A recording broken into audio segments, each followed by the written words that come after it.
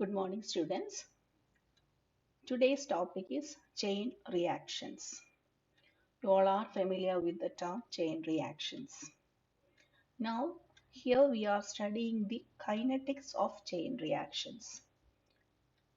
First of all, let us consider what is a chain reaction. In a chain reaction, products of the reaction carry on the reaction. അപ്പോൾ നമ്മളുടെ റിയാക്ഷനിൽ ഉണ്ടാകുന്ന products ആണ് അടുത്ത step carry ചെയ്യുന്നത്. അപ്പോൾ അതാണ് നമ്മളുടെ ചെയിൻ റിയാക്ഷൻ എന്ന് പറയുന്നത്. So we can say it is A series of self repeating steps. അപ്പോൾ തനിയെയാണ് റിയാക്ഷൻ പ്രൊസീഡ് ചെയ്ത് പോകുന്നത്. കാരണം നമ്മൾ വേറൊരു റിയേജന്റിനെ നമ്മളവിടെ ആഡ് ചെയ്ത് കൊടുക്കുന്നില്ല. ഓൾറെഡി അവിടെ ഉള്ള റിയേജൻസ് തമ്മിൽ റിയാക്ട് ചെയ്തിട്ടുണ്ടാകുന്ന പ്രോഡക്റ്റുകളാണ് പിന്നെ റിയാക്ഷനെ ക്യാരി ഓൺ ചെയ്യുന്നത്. അപ്പോൾ സെൽഫ് റിപ്പീറ്റിംഗ് സ്റ്റെപ്സുകളാണ് റിയാക്ഷനിൽ നടക്കുന്നത്. And this type of reaction was proposed by Bodenstein. ബോഡൻസ്റ്റീൻ എന്ന് പറയുന്ന സയന്റിസ്റ്റ് ആണ് ചെയിൻ റിയാക്ഷനെ കുറിച്ചുള്ള സ്റ്റഡീസ് ഏറ്റവും ആദ്യം നടത്തിയത്. സോ ബോഡൻസ്റ്റീൻ എപ്പോഴാണ് ഇതിന്റെ സ്റ്റഡി തുടങ്ങിയതെന്ന് വെച്ചാൽ the photochemical reaction of hydrogen and chlorine. ഈ ഹൈഡ്രജൻ ആൻഡ് ക്ലോറിന്റെ ഫോട്ടോകെമിക്കൽ റിയാക്ഷന്റെ ഹൈ ഈൽഡ് സാധാരണ ഒരു കെമിക്കൽ റിയാക്ഷന്റെ ഈൽഡിനേക്കാളും വളരെ എന്ന് പറഞ്ഞാൽ 10 raised to the power of 10 ഒക്കെ അത്രയും എക്സ്ട്രീം ഹൈ റിയാക്ഷൻ റേറ്റ് ആണ് photochemical reactions of hydrogen and chlorine. അപ്പോൾ അതിനെ എക്സ്പ്ലെയിൻ ചെയ്യാൻ വേണ്ടിയിട്ടാണ് ബോഡൻസ്റ്റീൻ ഈ ചെയിൻ റിയാക്ഷൻ എന്ന് പറയുന്ന ടൈപ്പ് ഓഫ് റിയാക്ഷന്റെ കൺസെപ്റ്റ് സ്റ്റഡി ചെയ്യുന്നത്. So, in order to account for the high yields of photochemical reactions between hydrogen and chlorine, Bodenstein proposed a mechanism. അപ്പോൾ പല അന്നത്തെ കാലത്ത് ഒരുപാട് മെക്കാനിസം ചെയിൻ റിയാക്ഷൻ ആദ്യമായിട്ടാണല്ലോ അറിയുന്നത്. അപ്പോൾ ഒരുപാട് മെക്കാനിസംസ് സജസ്റ്റ് ചെയ്യപ്പെട്ടു.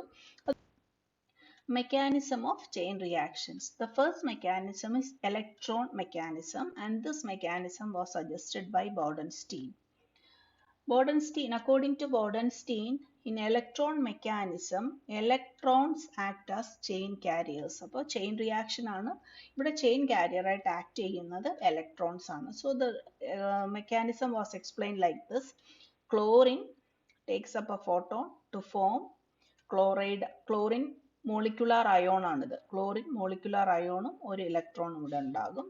That electron will react with chlorine molecule to give negatively charged ion, and the reaction proceeds like this.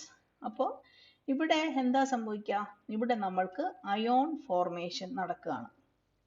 Negative അയോൺസും cations and anions are formed here when electron mechanism is operating. അപ്പോൾ അങ്ങനെയാണെങ്കിൽ ഈ reaction study ചെയ്യുമ്പോൾ എന്തിനെ നമ്മൾ detect ചെയ്യണം? Ions ഉണ്ടെങ്കിൽ നിങ്ങൾക്ക് അറിയാം ചാർജ് ക്യാരിയേഴ്സ് ആണ്. അപ്പോൾ ഇലക്ട്രിക്കൽ ഫീൽഡ് എന്തെങ്കിലും വെച്ചാൽ അവിടെ അങ്ങനെ ഒരു മെഷർമെന്റ് നമുക്ക് നടത്താൻ പറ്റും.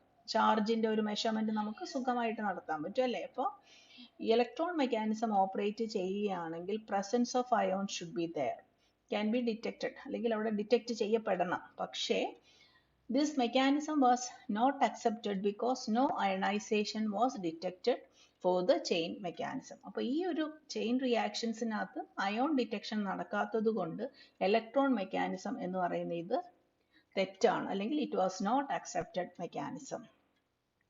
Then another mechanism was suggested further by Bodenstein himself, and that is activation mechanism. According to this theory, chlorine molecule gets activated when exposed to light.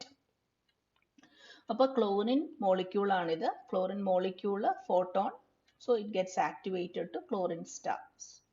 activated chlorine ആകും. ഈ activated chlorine ഹൈഡ്രജനുമായിട്ട് റിയാക്ട് ചെയ്യുമ്പോൾ we get HCl which is activated. This activated HCl further reacts with the chlorine molecule to give activated chlorine and de-energized HCl. അപ്പോൾ ഈ ഒരു മെക്കാനിസത്തിന്റെ defect എന്ന് പറയുന്നത്, according to Bodenstein, an activated molecule of HCl can transfer its energy to Cl2 but not to H2 molecule. അപ്പോൾ ഇവിടെ activated HCl ആണിത്. ഈ activated HCl ആരുമായിട്ടാണ് ഇവിടെ റിയാക്ട് ചെയ്യുന്നത്? Cl2 മായിട്ടാണ് റിയാക്ട് ചെയ്യുന്നത്. So it can transfer its energy to chlorine molecule only. HCl star plus H2 giving H2 star plus HCl. ഇങ്ങനെ ഒരു റിയാക്ഷൻ നടക്കില്ല എന്നാണ് ബോഡൻസ്റ്റീൻ പറയുന്നത്. അതായത് activated HCl cannot transfer its energy to hydrogen molecule. അതിന് യാതൊരു എക്സ്പ്ലനേഷനും കൊടുക്കാൻ അവിടെ സാധിച്ചില്ല. അതുകൊണ്ട് അല്ലെങ്കിലും ഒബ്സർവേഷൻ എന്ന് പറയുന്നത് ഇതിന് എഗൻസ്റ്റ് ആയിരുന്നു. അതുകൊണ്ട് ആക്ടിവേഷൻ മെക്കാനിസവും അക്സെപ്റ്റ് ചെയ്യപ്പെട്ടില്ല. So that is, it failed to explain the transfer of energy from HCl to hydrogen. Then the third mechanism, that is atoms and radical mechanism. Atoms and radical mechanism. According to this theory, atoms and radical act as chain carriers. ഇവിടെ act ചെയ്യുന്ന ആരൊക്കെയാണ്? റാഡിക്കൽസും ആറ്റംസും ആണ് chain careers ആയിട്ട്, chain റിയാക്ഷൻസിന്റെ chain further കൊണ്ടുപോകുന്ന careers ആയിട്ട് act ചെയ്യുന്നത് ആറ്റംസും റാഡിക്കൽസുമാണ്. അപ്പൊ അത് നിങ്ങൾക്കറിയാവുന്ന കാര്യം തന്നെയാണ്. Cl2 taking up a photon to form two radicals. This Cl radical, chlorine radical, reacts with hydrogen molecule to form HCl and a hydrogen radical.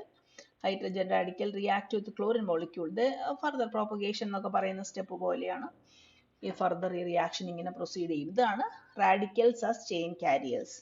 ഇതുപോലെ തന്നെ Cl2 ഇതെന്ന് പറയുന്ന ക്ലോറിൻ ആറ്റം ആണ് അല്ലെ. Chlorine atom reacting with hydrogen molecule giving HCl and a hydrogen atom. This hydrogen atom react with chlorine molecule forming HCl and another chlorine atom. അപ്പോൾ ആ chlorine atom further reaction proceed ചെയ്യും. അപ്പോൾ അതാണ് accept ചെയ്തിരിക്കുന്ന mechanism എന്ന് പറയുന്നത്. That is atoms and radicals acting as the chain carriers. Okay, അപ്പോൾ ഇത്രയും കാര്യങ്ങൾ മനസ്സിലായല്ലോ. അപ്പോൾ ഇനി നമ്മൾ കൈനറ്റിക്സ് ഓഫ് ചെയിൻ റിയാക്ഷൻസ് നോക്കുകയാണ്. ബേസിക്സ് ആയിട്ട് നമ്മൾ രണ്ട് അപ്രോച്ചസ് ആണ് കൈനറ്റിക്സ് സ്റ്റഡി ചെയ്യാൻ വേണ്ടിയിട്ട് നമ്മൾ എടുക്കുന്ന രണ്ട് അപ്രോച്ചസ് ആണ് non study treatment and study state approximations.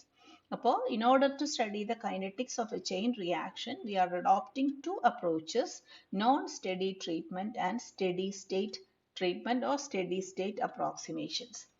ഇതിനകത്ത് നോൺ സ്റ്റഡി ട്രീറ്റ്മെന്റ് എന്ന് പറയുന്നത് ഇത് നേരത്തെ നമ്മൾ പറഞ്ഞതാണ്, ഈ സ്റ്റഡി സ്റ്റേറ്റ് അപ്രോക്സിമേഷന്റെ കാര്യം. അപ്പോൾ ഈ സ്റ്റഡി സ്റ്റേറ്റ് അപ്രോക്സിമേഷൻ ഞാൻ അന്ന് പറഞ്ഞായിരുന്നു. സ്റ്റഡി സ്റ്റേറ്റ് അപ്രോക്സിമേഷൻ എടുക്കുന്നത് കൊണ്ട് ഉള്ളൊരു ഗുണം എന്ന് പറയുന്നത് കോംപ്ലിക്കേറ്റഡ് ആയിട്ടുള്ള ഒരുപാട് സ്റ്റെപ്പുകൾ നമുക്ക് ഒഴിവാക്കാം എന്നുള്ളതാണ്.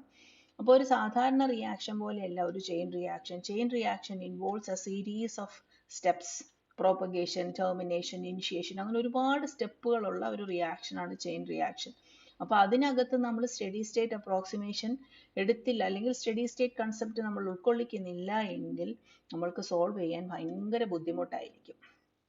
അപ്പോൾ അതുകൊണ്ട് നോൺ സ്റ്റഡി സ്റ്റേറ്റ് ട്രീറ്റ്മെന്റ് എന്ന് പറയുന്നത് high mathematical equations are involved and they are all complicated equations. അപ്പോൾ calculation വളരെ ബുദ്ധിമുട്ടാണ്.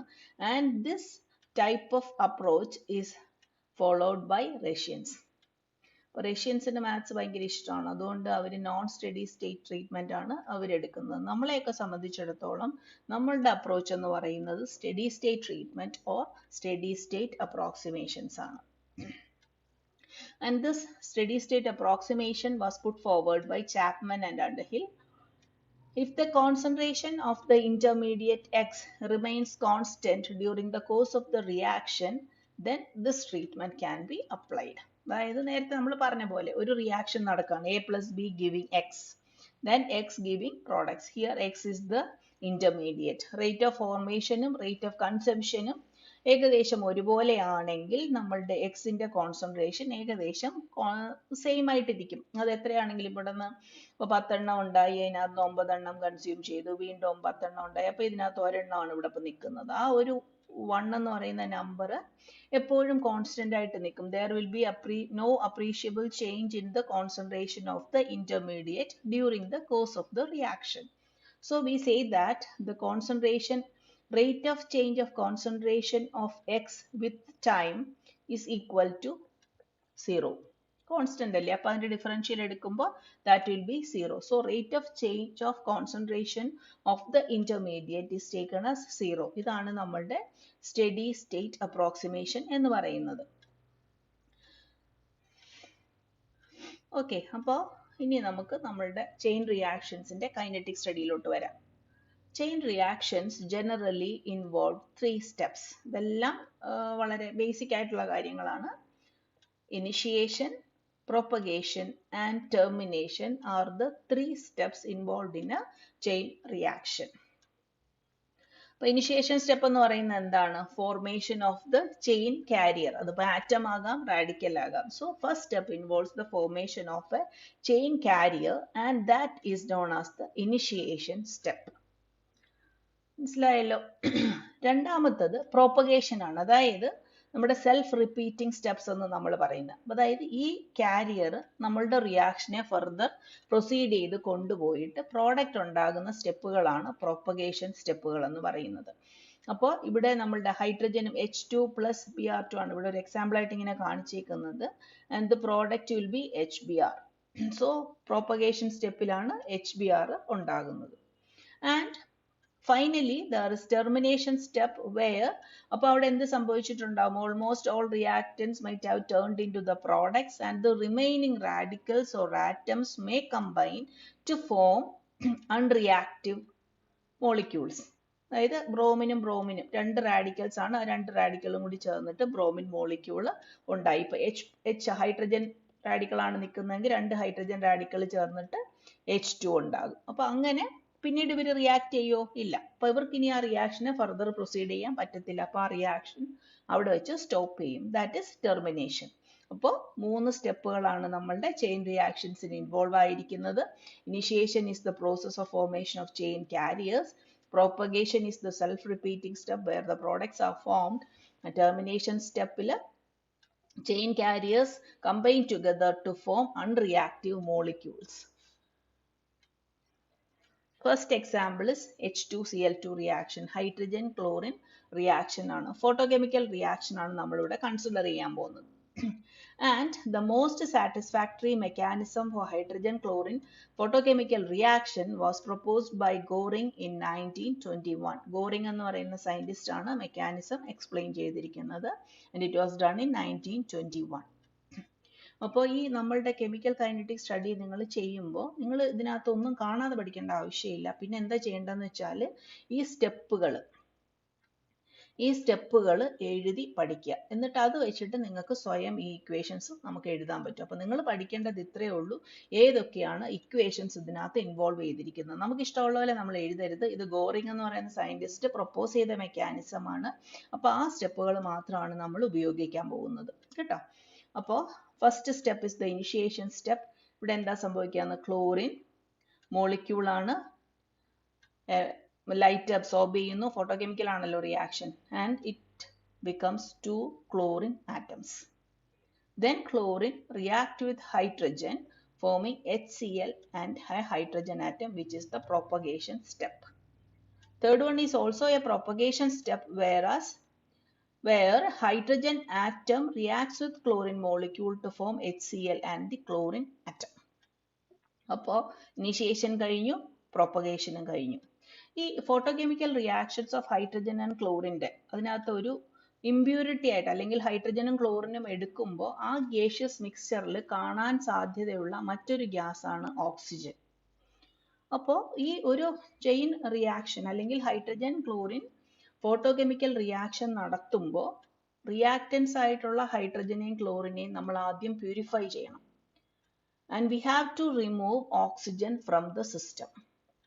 It is seen that after the removal of oxygen from the reaction mixture, the rate of the reaction increases very എന്താണ് പറയുക, വളരെ കൂടുതലാണ്. Reaction oxygen ഉള്ളപ്പോൾ ഉള്ള റിയാക്ഷൻ്റെ റേറ്റിനേക്കാളും ഒരുപാട് കൂടുതലാണ് ഓക്സിജൻ റിമൂവ് ചെയ്ത് കഴിഞ്ഞപ്പോൾ ഉള്ള റിയാക്ഷൻ്റെ റേറ്റ്. അപ്പോൾ നമുക്ക് പറയാം ഓക്സിജൻ ഈസ് ആക്ച്വലി റിട്ടാർഡിങ് അല്ലെങ്കിൽ it is an impurity present in the reaction system. Oxygen ആണ് മെയിൻ ആയിട്ടുള്ള ഇമ്പ്യൂരിറ്റി. അതുപോലെ തന്നെ ഗേഷ്യസ് മിക്സ്ചർ ആണ് അതിനകത്ത് മറ്റുള്ള ഇമ്പ്യൂരിറ്റീസ് ലൈക്ക് അതിനെ നമ്മൾ generally other impurities represented by X എന്ന് പറയുന്ന ഒരു ലെറ്റർ വെച്ചിട്ട് നമ്മൾ അതർ ഇമ്പ്യൂരിറ്റീസിനെ റെപ്രസെന്റ് ചെയ്യാണ്. അപ്പോൾ ഈ ഓക്സിജൻ ഉണ്ടെങ്കിൽ ഇപ്പൊ ഒരു 2 മാർക്കിന്റെ ക്വസ്റ്റൻ ആയിട്ടൊക്കെ ചോദിക്കാം, എന്തുകൊണ്ടാണ് ഓക്സിജൻ ഉണ്ടെങ്കിൽ റിയാക്ഷന്റെ റേറ്റ് കുറയുന്നതെന്ന് നമ്മളോട് ചോദിക്കാം. അപ്പൊ ഈ ഓക്സിജൻ ഉണ്ടെങ്കിൽ എന്താ സംഭവിക്കുക? The rate is inversely proportional to concentration of oxygen. Gases, അതായത് hydrogen and chlorine are purified and oxygen is removed. The rate of the reaction becomes extremely high. ഇപ്പൊ നമ്മൾ പറഞ്ഞ കാര്യമാണിത്. അപ്പോൾ ഹൈഡ്രജനും ക്ലോറിനും പ്യൂരിഫൈ ചെയ്യണം, ഓക്സിജനെ റിമൂവ് ചെയ്യണം. റിമൂവ് ചെയ്തില്ലെങ്കിൽ എന്താ സംഭവിക്കുക? H+ ഹൈഡ്രജൻ ആറ്റം അവിടെ ഫോം ചെയ്യുന്നുണ്ട്. ഇയാളാണല്ലോ നമ്മളുടെ കാരിയർ എന്ന് പറയുന്നത്, ചെയിൻ കാരിയർ ആണ്. ഈ ചെയിൻ കാരിയർ ഓക്സിജനുമായിട്ട് ചേർന്നിട്ട് HO2 എന്ന് പറയുന്ന ഒരു മോളിക്യൂൾ ഉണ്ടാകും. അപ്പോൾ പിന്നെ ഇവിടെ ആക്റ്റീവ് ആയിട്ടുള്ള ഹൈഡ്രജൻ ഉണ്ടോ? ഇല്ല. ഇവിടെ വേറെ റാഡിക്കൽ അല്ലെങ്കിൽ ഹൈഡ്രജൻ ആറ്റമോ ഏതെങ്കിലും ഒരു ആറ്റം ഇവിടെ ഫോം ചെയ്തിട്ടുണ്ടോ ഫർദർ ചെയിൻ ക്യാരി ചെയ്യാൻ? ഇല്ല. അപ്പൊ അവിടെ ഡെഡ് ആയി അല്ലേ? അപ്പൊ ടെർമിനേഷൻ നടന്നു അവിടെ. ഇനി ക്ലോറിൻ ഉണ്ട്, എച്ചും ഹൈഡ്രജൻ ആറ്റവും ക്ലോറിൻ ആറ്റവും ആണല്ലോ ഇവിടെ ഫോം ചെയ്യുന്നത്, ചെയിൻ കാരിയേഴ്സ് ആയിട്ട് ആക്ട് ചെയ്യുന്നത്. അപ്പൊ അടുത്തത് ക്ലോറിൻ ആറ്റം ആണ്. ക്ലോറിൻ ആറ്റവും ഓക്സിജൻ ഉണ്ടെങ്കിൽ അതുമായിട്ട് കമ്പൈൻ ചെയ്തിട്ട് ClO2 ഉണ്ടാകും, which is again is a molecule which is inactive as a chain carrier. Then Cl will be reacting with X. X എന്ന് പറയുന്നത് ഓക്സിജനെ പോലെയുള്ള ഒരു ഇമ്പ്യൂരിറ്റി ആണ്. ആ ഒരു ഇമ്പ്യൂരിറ്റി അവിടെ ഉണ്ടെങ്കിൽ further the molecule becomes, the atom chain carrier becomes inactive. അപ്പോൾ ഈ 3 സ്റ്റെപ്പുകളും ടെർമിനേഷൻ സ്റ്റെപ്പുകളാണ്. മനസ്സിലായല്ലോ? അപ്പം നമ്മൾ എന്തൊക്കെ കണ്ടു? ഇനീഷ്യേഷൻ കണ്ടു, പ്രൊപ്പഗേഷൻ കണ്ടു, ഇവിടെ നമ്മളുടെ ടെർമിനേഷൻ സ്റ്റെപ്പുകളും കണ്ടു.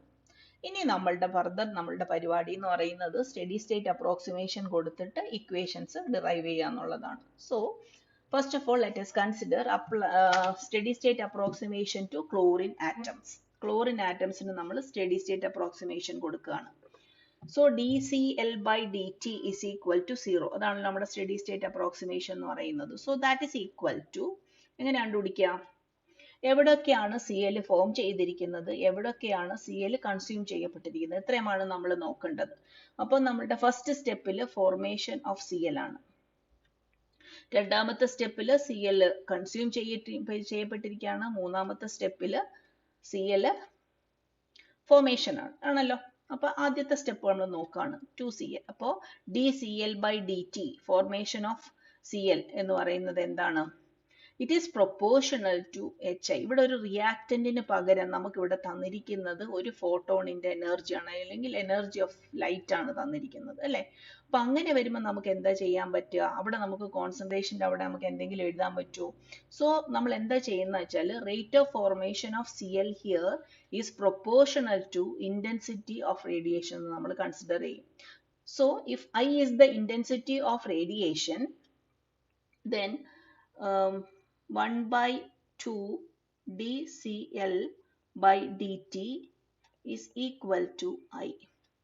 1/2 വന്നത് എന്തുകൊണ്ടാ? ഇവിടെ 2Cl ആണ് ഫോം ചെയ്യുന്നത്. എപ്പോഴും നമ്മൾ സ്റ്റോഷിയോമെട്രിക് നമ്പർ കൊണ്ടിട്ട് അവിടെ ഡിവൈഡ് ചെയ്യണ്ടേ. 1/2 into dCl/dt എന്നാണല്ലോ നമ്മൾ റേറ്റ് ഇക്വേഷൻ എഴുതുമ്പോൾ എഴുതുന്നത്. So that is equal to I, where I is the intensity of radiation. So what is dCl/dt? It is equal to 2I. So initiation stepൽ it is equal to 2I. ഇനി രണ്ടാമത്തെ സ്റ്റെപ്പിൽ നിങ്ങൾ നോക്കിക്കോണം കേട്ടോ. രണ്ടാമത്തെ സ്റ്റെപ്പിൽ Cl കൺസ്യൂം ചെയ്യപ്പെടുകയാണ്. So rate constant എന്താണ്? K2 into Cl into H2. മൂന്നാമത്തെ സ്റ്റെപ്പിൽ ഫോർമേഷൻ ആണ്, that is K3 into H into Cl2. അത് എവിടെ വരെ വന്നു? പ്രൊപ്പഗേഷൻ വരെ വന്നു. ഇനി ടെർമിനേഷൻ സ്റ്റെപ്പുകൾ നിങ്ങൾ നോക്കുക. ടെർമിനേഷൻ സ്റ്റെപ്പുകളിൽ Cl അഞ്ചാമത്തെ സ്റ്റെപ്പിലും ആറാമത്തെ സ്റ്റെപ്പിലും കൺസ്യൂം ചെയ്യപ്പെടുകയാണ്. സോ ഇറ്റ് ഇസ് മൈനസ് അല്ലെ. അപ്പൊ എന്താ എഴുതേണ്ടത്? Minus K5 into Cl into O2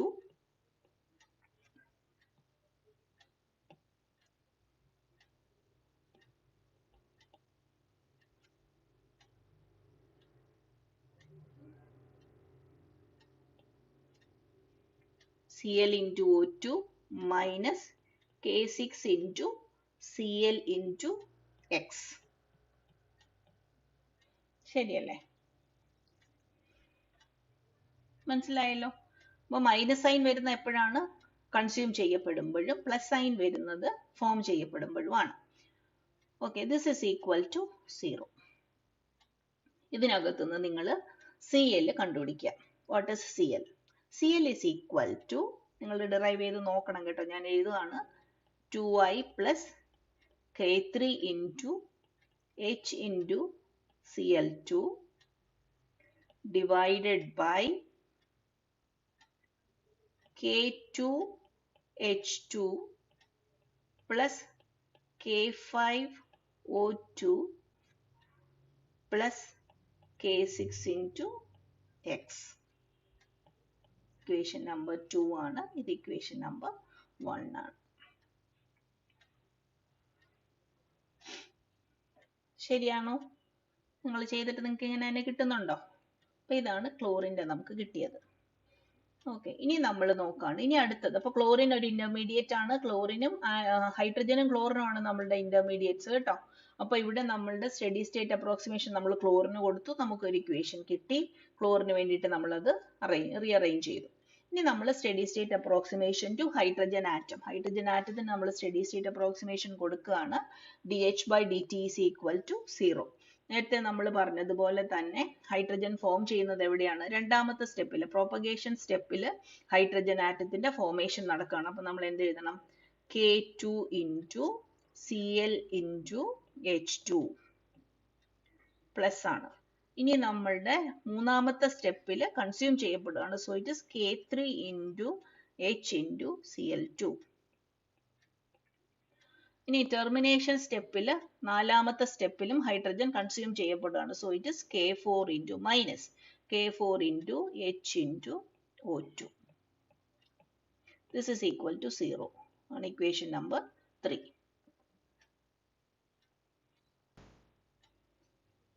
ഇവിടെ നമ്മൾ ഇക്വേഷൻ റീഅറേഞ്ച് ചെയ്തിട്ട് Clന്റെ വാല്യൂ കണ്ടുപിടിക്കുക.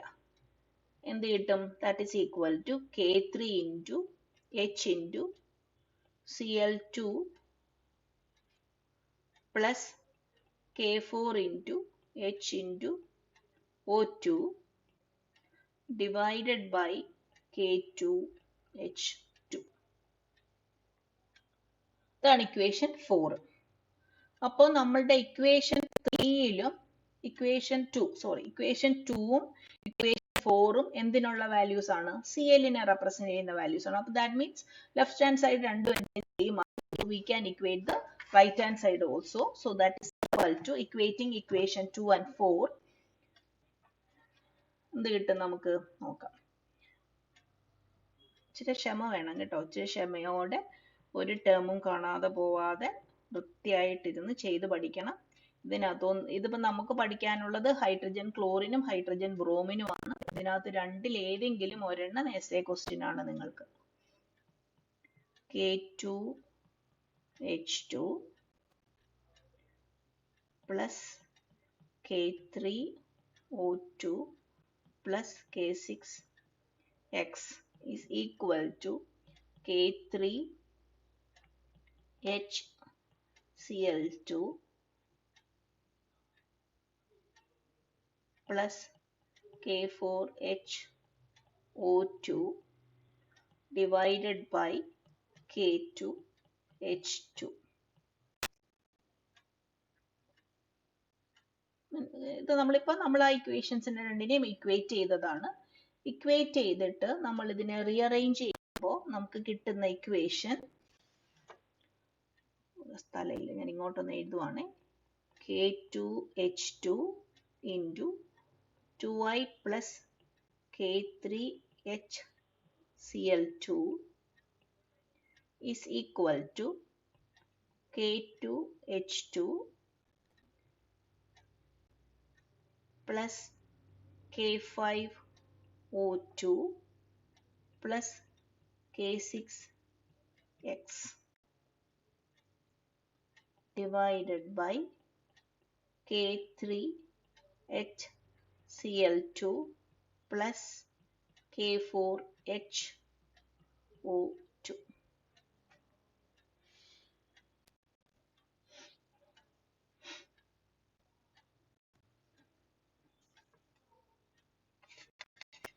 K4K. ഇതാണ് നമ്മളുടെ ഇക്വേഷൻ 6. ഇനി ഒരു സ്ക്വയർ ടേം വന്നായിരുന്നു.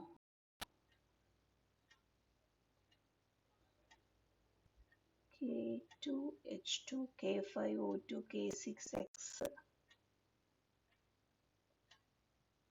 ഡിവൈഡഡ് ബൈ അല്ല കേട്ടോ. ഇത്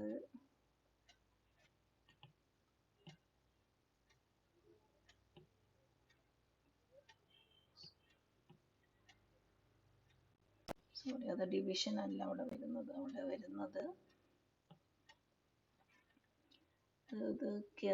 നിങ്ങൾ ചെയ്യുമ്പോൾ നിങ്ങൾക്ക് മനസ്സിലാവുന്നുണ്ടോ? മൾട്ടിപ്ലിക്കേഷൻ ആണ് വരുന്നത് കേട്ടോ.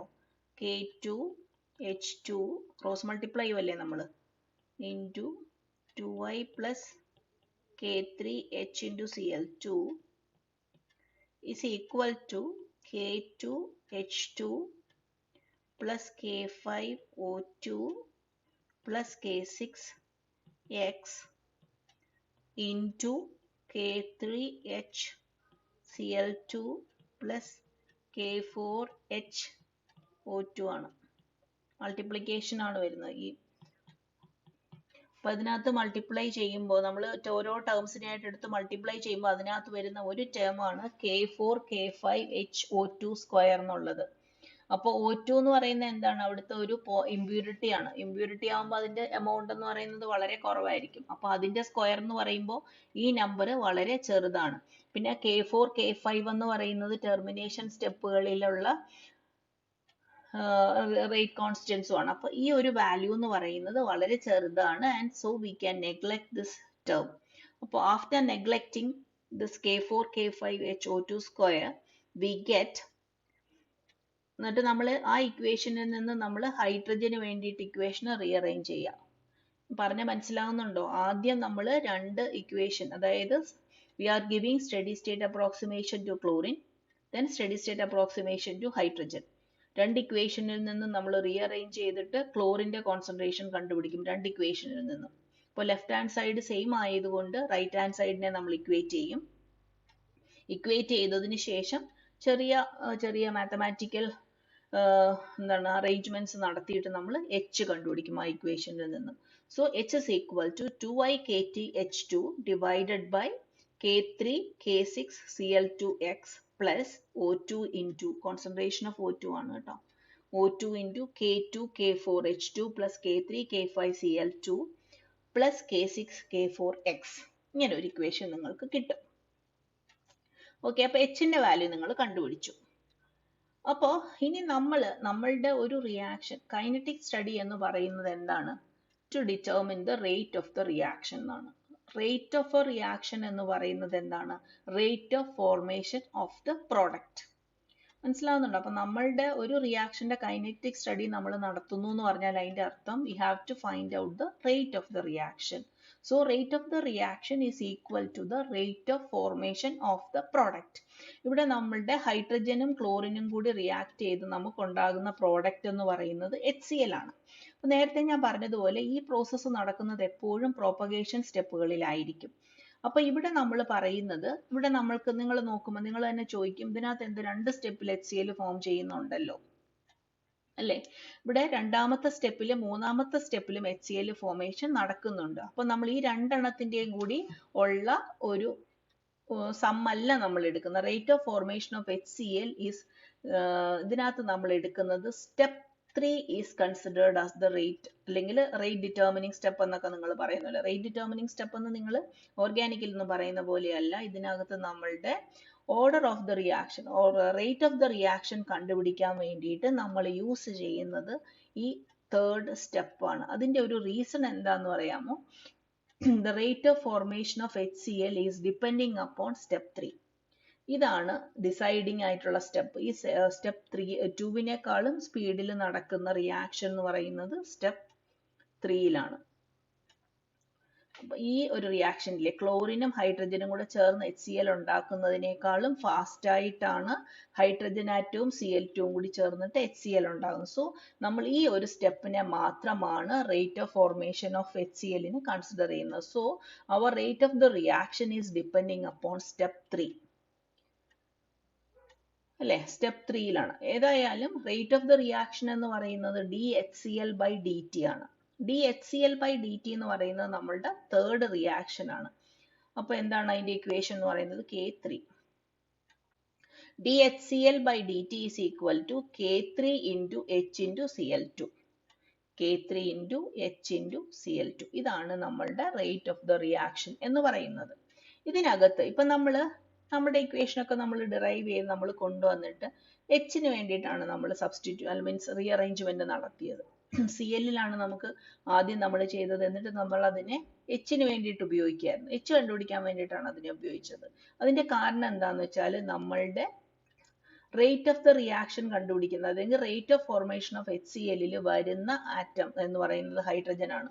ഇവിടെ ക്ലോറിൻ ആയിരുന്നു വരുന്നതെങ്കിൽ, Cl ആറ്റം ആണ് വരുന്നതെങ്കിൽ നമ്മുടെ ഇക്വേഷനിൽ നമ്മൾ Cl-ന് വേണ്ടി സബ്സ്റ്റിറ്റ്യൂട്ട് ചെയ്യണം. ഇവിടെ ഹൈഡ്രജൻ വരുന്നത് കൊണ്ടാണ് നമ്മൾ ഇവിടെ Cl-ന് വേണ്ടിയിട്ടല്ല, പിന്നെ എന്തിനു വേണ്ടിയിട്ടാണ്? ഹൈഡ്രജൻ ആറ്റത്തിന് വേണ്ടിയിട്ടാണ് നമ്മൾ ഇവിടെ ഇക്വേഷൻ ഇവിടെ ഡിറൈവ് ചെയ്തെടുത്തത്. അപ്പൊ ആ Hന്റെ വാല്യൂ നമ്മൾ ഇവിടെ സബ്സ്റ്റിറ്റ്യൂട്ട് ചെയ്യണം. അപ്പൊ നമ്മളുടെ റേറ്റ് എന്ന് പറയുന്നത് എന്താവും? DHCl/dt is equal to നമ്മളുടെ ഈ ഇക്വേഷനിൽ എന്തും കൂടെ വരുള്ളൂ? H കിട്ടി, K3 വരും, പിന്നെ എന്തും കൂടെ വരണം? Cl2 കൂടെ വരും. ഇത്രയും ചെയ്ത് കഴിയുമ്പോൾ നമുക്ക് എന്ത് കിട്ടും? നമ്മളുടെ DHCl/dt കിട്ടും. So rate of formation of HCl D എന്ന് പറയുന്നതാണ് ഇത്, അല്ലെങ്കിൽ this is the rate of the reaction. ഇനി നമ്മൾ ചെറിയൊരു അറേഞ്ച്മെന്റിന് വേണ്ടിയിട്ട്, ഒരു അഡ്ജസ്റ്റ്മെന്റിന് വേണ്ടി നമ്മൾ ഇതിനെ എല്ലാ ടേമിനെയും K2 K4 കൊണ്ട് ഡിവൈഡ് ചെയ്യുവാണ്. K2 K4, ഇവിടെ K2 ഉണ്ട്, അപ്പൊ അത് വെട്ടിയിട്ട് 2K3/K4 ആയി H2Cl2. ഇങ്ങനെ ഒരു ഇക്വേഷൻ വരും. ഇക്വേഷന്റെ വലിപ്പമൊന്നും കണ്ട് നിങ്ങൾ പേടിക്കൊന്നും വേണ്ട. ഇത് നിങ്ങൾ എഴുതുമ്പോഴും നിങ്ങൾക്ക് ഇങ്ങനെ തന്നെ കിട്ടും. നിങ്ങൾ കിട്ടുന്നത് വളരെ ശ്രദ്ധയോടെ ചെയ്താൽ നിങ്ങൾക്ക് ഇങ്ങനെ തന്നെ കിട്ടും. ആർക്കെങ്കിലും ഇങ്ങനെ കിട്ടുന്നില്ല, എന്തെങ്കിലും ബുദ്ധിമുട്ടുണ്ടെങ്കിൽ എന്നെ വിളിക്കുക കേട്ടോ. അപ്പോ ഇങ്ങനെ ഒരു ഇക്വേഷൻ കിട്ടി. ഇതാണ് നമ്മളുടെ, ഇത് വല്ലാത്തൊരു ഇക്വേഷൻ ആണ് അല്ലെ, കാണാൻ ഒരു ഭംഗിയുമില്ല. അപ്പോ ഇതാണ് നമുക്ക് ഗോറിങ് 1921 സജസ്റ്റ് ചെയ്ത മെക്കാനിസം വെച്ച് നമുക്ക് കിട്ടുന്ന, theoretically what we are getting is this. ഇതാണ് നമ്മളുടെ റേറ്റ് ഇക്വേഷൻ എന്ന് പറയുന്നത്. അത് according to the theory of Goring. ഇനി നമ്മളുടെ ഈ ചെയിൻ റിയാക്ഷന്റെ ഒക്കെ സ്റ്റഡി നടത്തിക്കൊണ്ടിരിക്കുന്ന ഒരു വലിയ സയന്റിസ്റ്റ് ആണ് ബോർഡൻസ്റ്റീൻ. ബോർഡൻസ്റ്റീൻ എക്സ്പെരിമെന്റലി ഡിറ്റർമിൻ ചെയ്ത റേറ്റ് ഓഫ് ദ റിയാക്ഷൻ എന്ന് പറയുന്നതാണ് ഇത്. Ki into H2 into Cl2. Ki എന്ന് പറയുന്ന പൊട്ടാസ്യം ഹൈഡ്രൈഡ് അല്ല കേട്ടോ, ഇതൊരു റേറ്റ് കോൺസ്റ്റന്റ് ആണ്. ഇത് ഇന്റൻസിറ്റി ഓഫ് റേഡിയേഷൻ ആണ്. MCl2 plus O2.